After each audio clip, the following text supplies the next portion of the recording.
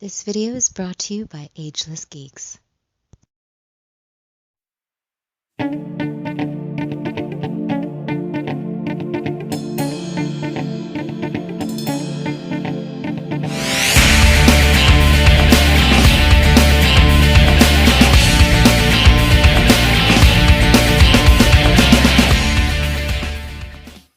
Cowabunga dudes and dudettes, this is Anthony, aka Batbomb82, and today I'll be doing a review of the Mezco Designer Series 1989 Batman.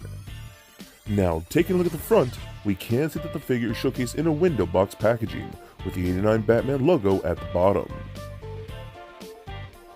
Turning the box around, we can see an image of the figure with his multiple accessories. So with the box out of the way, let's crack this figure open and see what we have inside. And here is Batman out of the box. And man, this is a very interesting and different action figure. And for me, I absolutely love it. This is something that speaks to me as an artist, and I am so stoked to add it to the collection. So with this piece finally in hand, let's take a closer look at the Mezco Designer Series 1989 Batman. Alright guys, now let's take a closer look at this Michael Keaton 89 Batman. Now I absolutely love this thing. Not to say it doesn't have problems and not to say it's perfect, but I've been a professional caricature artist for close to 20 years. So what this feels like to me is a caricature of 89 Batman, and that's basically what it is. You know, you got the big head, you got the little body, all of that works out great. But that face sculpt is fantastic and super well done. The sculpt of the cowl looks great. You can even see the texturing of it looks really cool. It looks just like the way it was in the movie. The eyes look amazing. The overdone, exaggerated like face with the lips. It obviously looks like Keaton, but obviously it's a caricature of that.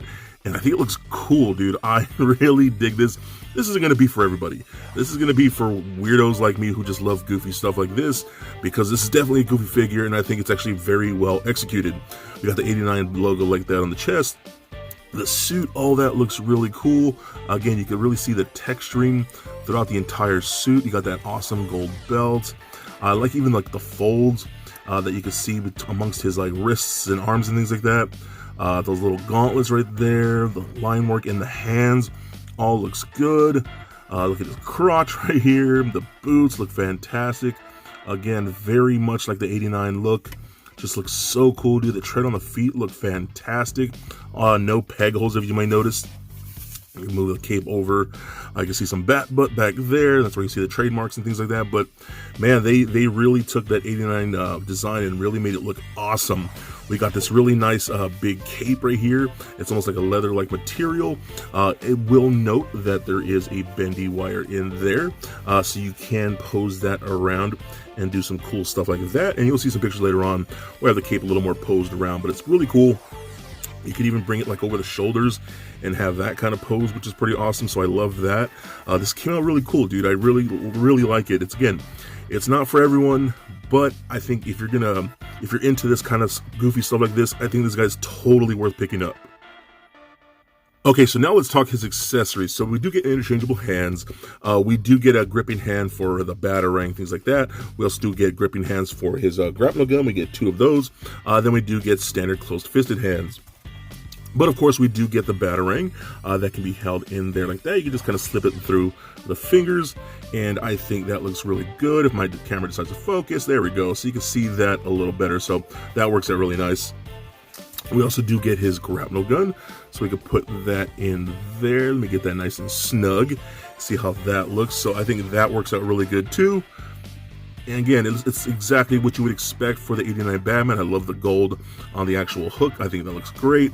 Works out very, very nice. So that's really all you get as far as accessories go.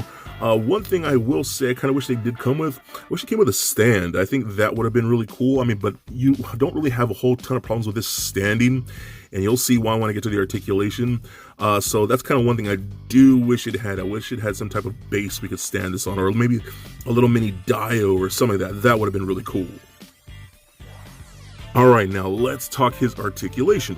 There is no movement at the head, but what you do get, looking at the back of the head, the whole cowl right here, you can see there's this dial. Now this dial is for moving around the eyes, and you can see how the eyes move around, which is kind of creepy. It almost looks like a puppet, you know what I mean? So you could do that and pose them around however you like. So pretty cool, right? Yeah, that's not creepy. So anyways, we get arms that can go all the way back, full 360, up and out about that much. We get this angled cut right here at the elbow, which I'm not a fan of. I'm not sure why they didn't just put ball joints. That would have been a lot easier, I guess, to avoid breaking up the sculpt. So you could do that, and then you could rotate the glove cut right there. So when you move it around, you just rotate the glove to put it in the position you would like. So you could come up like that, move the glove, and then the hands are on ball joints because those are standard little ball pegs. Those actually work very nice and work very easy because the hands are a little bit of a gummy plastic, so it adheres to the ball peg pretty easily. Then we do get a ball peg at the mid-torso like that, so that can roll around, does turn left and right, crunches back and forth, and pivot side to side. Here's the thing, nothing at the legs, no hip joints. I thought you can move the legs, but apparently not, I guess.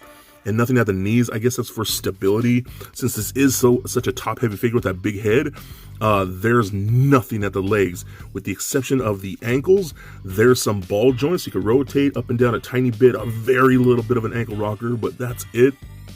So the legs are constantly in that position. So that's disappointing. I was hoping we were going to have leg articulation. Maybe I just didn't pay attention or whatnot, but I wish we could have at least gotten that. But even still, this is going to be more of a display piece, not a big action figure going to do some crazy dynamic poses. It's something you're just going to want to look at on the shelf and like, look at that interesting looking figure, and that's exactly what this is. So in my opinion, it's a lot of fun, even with the issues of very little articulation. I still enjoy it as a giant fan of the 89 Batman. In my opinion, for this price, he is definitely a must-get. So for a quick size comparison, here he is standing next to a Marvel Legends Deadpool and NECA Batman figures. And for your 89 comparison, here he is sitting next to a Bendham's Batman and a NECA Batman. And for your Mezco comparison, here's the closest thing we have for an 89 Batman right now. We have the MDX Onyx Batman. And just for fun, here he is standing next to little Lego Bat Bomb. So there it is, guys, my review of the Mezco Designer Series 1989 Batman. Now, overall, I just think this is a really fun display piece. Now, you're not going to get any crazy dynamic poses. You're not really going to use this for a lot of your action figure photography, and I still think you probably could. He's a really fun toy with a really cool design, and again, a very different and interesting look. Now, me personally as an artist, I absolutely love that aspect of this toy, and for me, that really makes it. But I can see why some wouldn't like it with the overly done head sculpt, really big, and the really lack of articulation. But for me, it makes for a really cool display action figure, and I am so stoked to add it to my Batman shelf. So please comment, like, and subscribe. Stay nerdy, my friends. Peace.